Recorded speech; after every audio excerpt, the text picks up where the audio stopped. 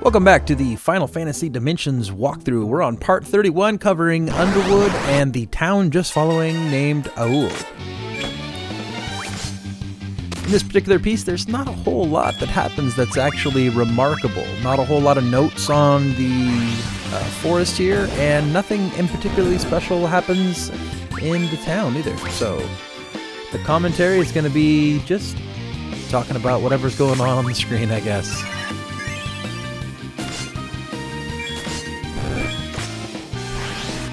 Kind of feels good coming back and doing some of these videos again. It's been a while since I've been working on this walkthrough, so I put a bunch of effort into producing a bunch of these videos, and I've got them all lined up ready for some voiceovers, and so there's some interesting pieces coming up here in the very near future. Now, I'm pretty sure out of this particular area I did get all the treasure chests, but I'm not 100%.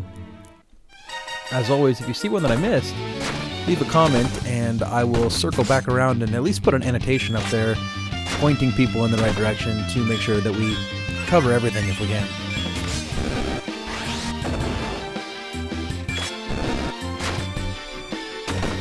And I still apologize if I'm coughing or sniffling at all. I had like the longest cold ever, and though it's gone, still kind of got the funk a little bit, so I have a couple extra noises here and there. Every video I've done in the last couple weeks, I've been trying to filter them out, but I'm sure I can get all of them. So in this video, also, I didn't edit out any of the fights because there really wasn't that many fights in this particular video, so I just left them in. None of the enemies are really noteworthy here. A lot of it's just rehashing stuff that we've seen in the past.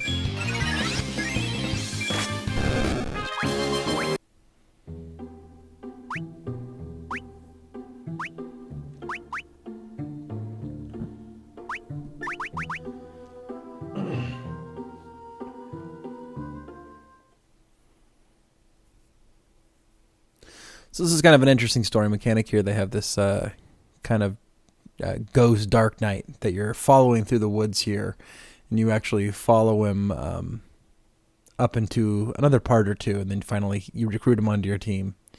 So spoiler alert, you get him on your team, but I guess it's not really much of a spoiler because this is the way this game's actually had kind of a methodical way it's progressed, where you sign up with one of the teams, and then you meet some important character, and that character happens to be a special class. And you go through some story element, you recruit that character, then that character for some reason will follow you to the end of the section where there's a boss, one of the generals, and then that character will then leave your team, but then give you the ability to do that job. It happened with the Bard, it happened with the Dragoon, and so on and so forth. This character is a Dark Knight, and after this section, Nox's team will all be able to become Dark Knights. So that's very exciting. It seems like a pretty powerful class.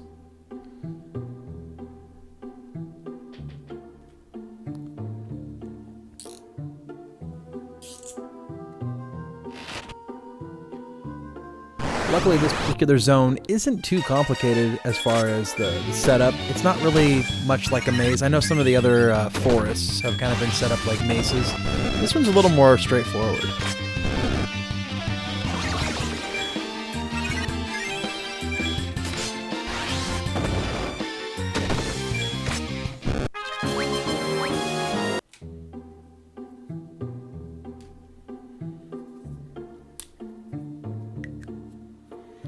Sometimes it feels like I've been doing this walkthrough forever. I think I've been working on it now for like 2 months. And I think the problem really is that I've been doing so many reviews lately. And I've been playing other games a little bit here and there. I just don't get a lot of time to sit and play this game. And then I have to go back through it again and dub over the commentary. So it takes a while to do each part. I gotta figure out a way to do this a little bit faster if I can.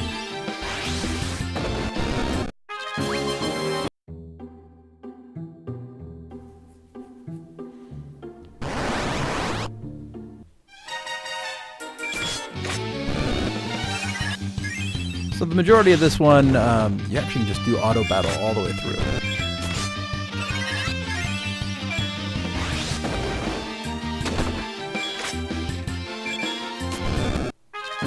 long as you set it up correctly.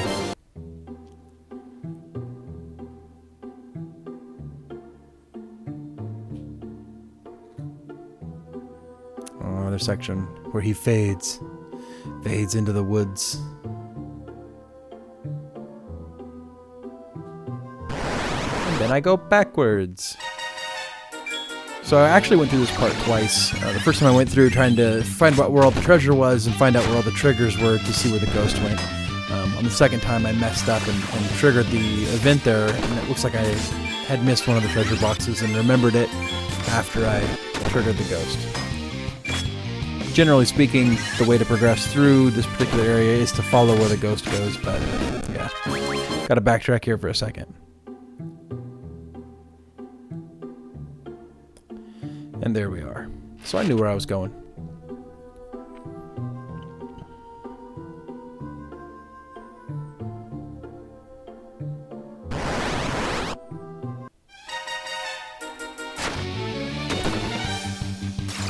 So I've been thinking a lot about this game too as I'm going through and editing all this footage, and it's kind of interesting. When you're playing the game, this game for some reason somehow masks the feeling of being, I guess, over-battled. So, I said that completely horribly.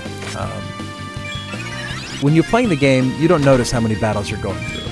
But then, when you go back and watch it, holy crap, in some of these dungeons, you get in fights like every 10 steps. And it's to the point where I would call it annoying. I think that they really overdid the random encounters in this game. Sometimes they're really bad, sometimes they aren't. The times that they're really bad, though, they are really bad. I would have liked it a little bit better had the fights been a little more strategic and a little less frequent. The reason they did what they did, by balancing it the way they have, you inflate the amount of time that you're in fights, you deflate the amount of time you're in maps. It allows you to have smaller maps, more fights, and a longer game. So oftentimes developers will do something like the way this game is made just to boast about, oh, this game has 40 hours or 60 hours of gameplay. Well, yeah, I guess it has 60 hours, 40 hours of gameplay, but half the time you're in these auto battles and you're just watching them go by. You're not actually really playing the game. You're just kind of watching it occur. The exploration piece, I think, is a big piece of it, and the side quests. I'm not sure exactly how the side quests work out yet with this game. I'll have to wait till I get to that piece. But for the most part, it really feels, with the amount of deep dive that I've gone into this game, it feels like that it was made with some kind of cheap mechanics. Don't get me wrong, this is still one of the best RPGs out for Android or iOS. It's still just not, it's not that same level of polish. And I think that the reason that there are some complaints about how the story's not quite as good, and it all does kind of circle around that issue that the gameplay has been inflated by over battle and repetitiveness. And it's far too methodic too. Like, you can see it coming, everything that happens, because it's like a math equation almost. I mean, you start a section up, your team meets a new member, you go through, you do a couple little questy type things, and then you end up in a larger quest, or in a larger dungeon, I should say, and then you end up battling one of the generals, and then you lose that extra team member, but you get their job, and then it switches back to the other team, and then you're just going back and forth and back and forth. The same effect kind of happened to me with Dragon Quest 8, I think it was. And a lot of people really like that game, and I think that game had amazing production values, and the gameplay was not too bad. My problem is that the way the game was designed, I saw through the whole video game masking of it. And essentially what it boiled down to is, with that game, you would start out, you'd go to a new town, and in the new town you'd have, like, I need to go see the king. Okay, well, the king's sick. Oh, well, what do I need to do? You need to get this medicine. Well, where's the medicine? It's out in the woods. So you go out to the woods, and then you find a witch, and that witch had the medicine, but she needed her mirror. So you go to the well that has the mirror, and the mirror's broken, and it was broken by some troll, and he had the shard. So you go to the troll, you kill the troll, you get the shard, you give that to the witch to the medicine to the king, and then the king tells you one little nugget of truth, and then you're on to the next town, and then you do the exact same thing again. It ended up being like these really weird kind of go fetch this item for me, and they did it over and over and over again. So much so that I quit playing about 4/5 of the way through the game because I predicted that would happen. I'd be like, okay, well, it's not going to be as easy as this. This guy's going to want me to get something else. And when it boils down to it, and you see that coming, and it just feels really repetitious. So I think that this game is starting to suffer from that exact same thing, where the gameplay mechanics kind of boil up to the surface a little bit, and the game kind of loses its illusion of being a video game, and it kind of loses its storytelling ability as well, because you kind of predict where the story's going to go. Like this Dark Knight here. Like immediately when you see the Dark Knight, you're like, okay, I'm going to get him on my team, and he's probably going to be a Dark Knight, and he's probably going to give me the Dark Knight job, and then I'm probably going to end up at a dungeon where I'm going to run into one of those generals again. And see, that's taken all the fun out of the story, because now you're guessing exactly what's going to happen. What ends up, for a good gameplay mechanic, you need to have something more like, say, Final Fantasy 4 or 6, where there's a constant ebb and flow of the story and the characters and the events that are happening, so much so that the player, much like the reader of a book, can't figure out exactly what's going on, or has a harder time guessing exactly what's going to happen. And it's easier then to use mechanics like foreshadowing and allegory and things like that in those stories than it is here, because here we're dealing again with a math equation, where there it's a little more random. So that's just kind of my spiel on the storytelling and the gameplay of this game.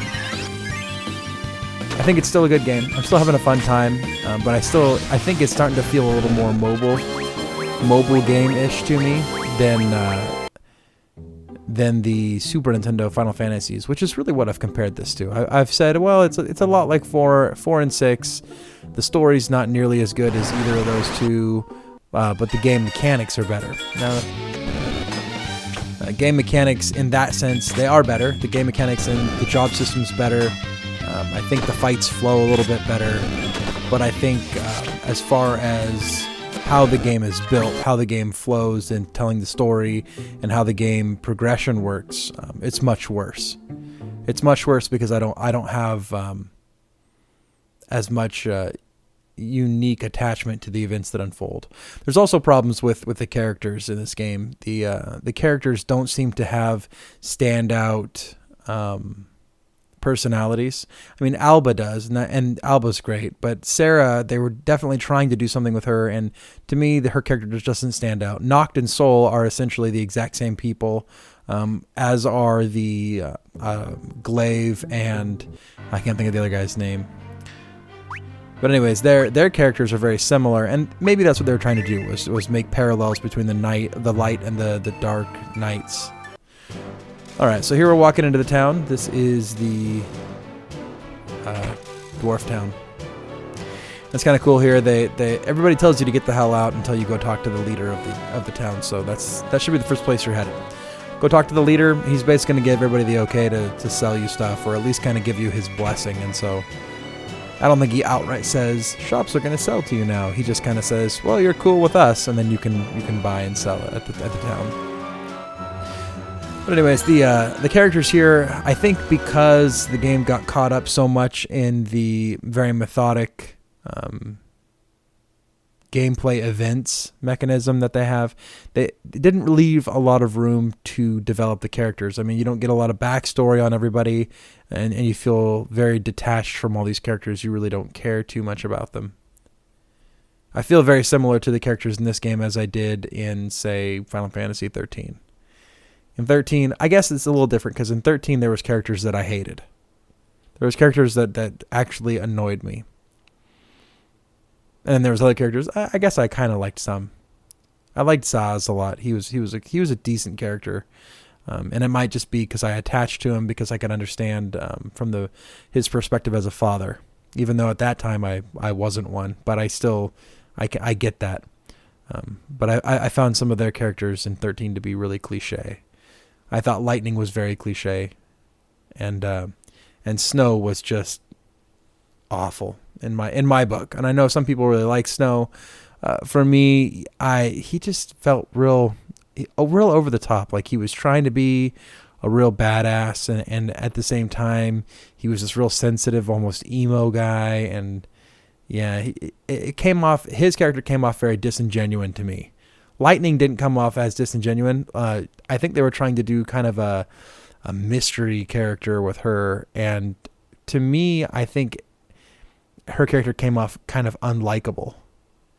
I couldn't really attach to her. It was almost like they were trying to make a female Cloud, because Cloud was the same way, where he was very standoffish in the very beginning of the game, and then he kind of warmed up a little bit as the game went on. But I think Lightning never really had that redeeming likableness of her.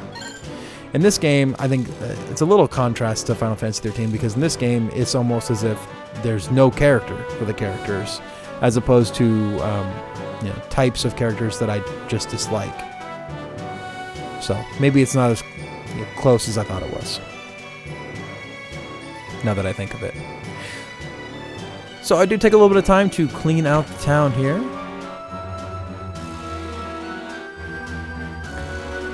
Good luck trying to understand what everybody's saying. It's called colloquial dialogue, or colloquial something.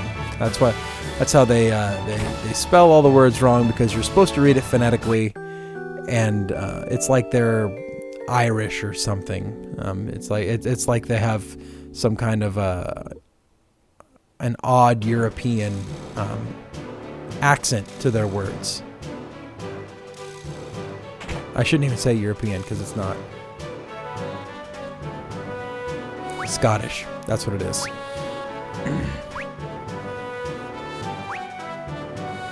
I do believe what they're doing with this particular dialogue is they're trying to mock it to be similar to a Scottish accent.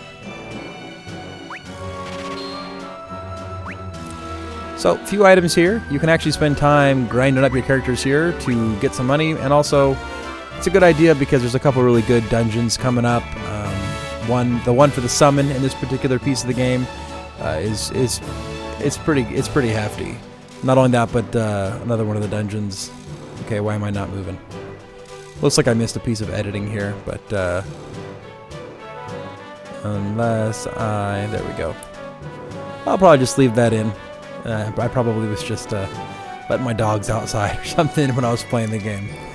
Anyways, there are a couple pretty gnarly dungeons coming up and some pretty big boss fights, so it's going to be important to level up here.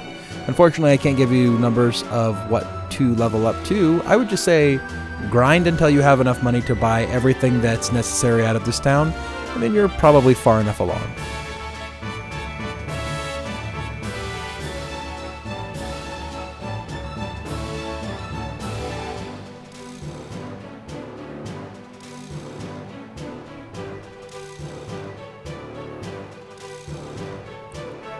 So there's nothing too remarkable in any of these chests or anything. I'm not sure if I look through everything. Usually I try to look for the things that stand out. That bush back there behind the armory, that one's really standing out. So teleport is a must-have spell. Make sure you pick that up, because that's very useful in getting out of dungeons from here forward.